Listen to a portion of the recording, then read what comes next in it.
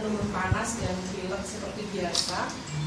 Karena ada batuk sedikit, saya berikan antibiotik, itu pun sama dengan yang dulu pernah digunakan anak saya. Artinya saya sudah tidak mencurigai adanya alergi dengan obat yang sudah saya berikan secara oral.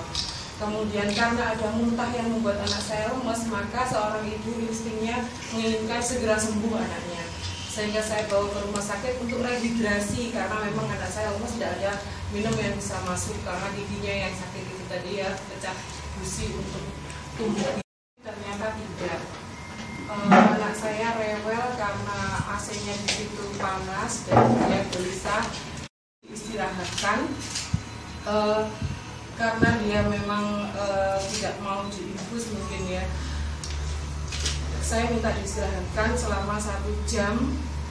Kemudian saya bawa keluar ruangan untuk dipasang lagi. Itu pun inisiatif saya, karena kok tidak, infus ini dalam kondisi terbuka digantung begitu saja, dan saya paham tentang pencegahan infeksi. Jadi kalau lama-lama dimasukkan lagi pasti infeksinya tambah masuk. Bikin saya kepada dokter spesialis anak, Dr. Medi Priambodo SPA yang bertugas di sini. Ya, Dr. Medi Priambodo SPA. Kemudian kami dipindah ke ruang perawatan. Saya mengharapkan mendapatkan kamar VIP karena anak saya agak rewel memang, tetapi penuh, sehingga saya mendapatkan perawatan kelas 1. Itu pun saya tidak menggunakan BPJS.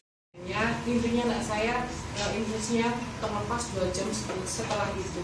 Dan gambar yang saya ambil ini adalah nanti dibantukan dokternya yang pertama, kedua dan ketiga tantenya yang membantu saya menjaga anak saya. Secara hukum nanti yang akan kita ambil, baik itu soal etiknya, kami akan melaporkan kasus ini ke Majelis Kehormatan.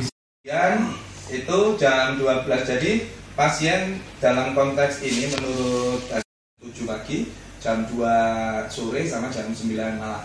Jadi pas jam 2 itu, maka reaksi alergi, punya riwayat alergi, disangkal oleh ibu pasien dan menjelaskan bahwa hanya alergi terhadap salah satu jenis obat dan itu bukan golongan antibiotik. Kematian pasien dipastikan kenapa? Dari hasil yang kami lakukan, penelusuran yang kami lakukan, kematian pasien dikarenakan anafilaktik shock. Anafilaktik shock itu adalah tipe terberat dari reaksi alergi. Reaksi pemberian obat tadi itu bagaimana?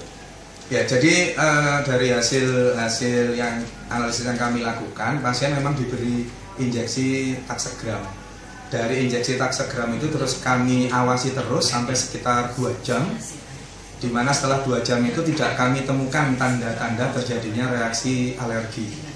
Maka terus kemudian baru pasien mengeluh 2 jam setelah pemberian taksegram itu dalam bentuk keluhan-keluhan di bibir dan ada timbul bercak-bercak merah. Pada saat itu sudah kami lakukan terapi sesuai dengan SPO dengan memberikan injeksi kortikosteroid. Jadi itu sudah cukup untuk penanganan.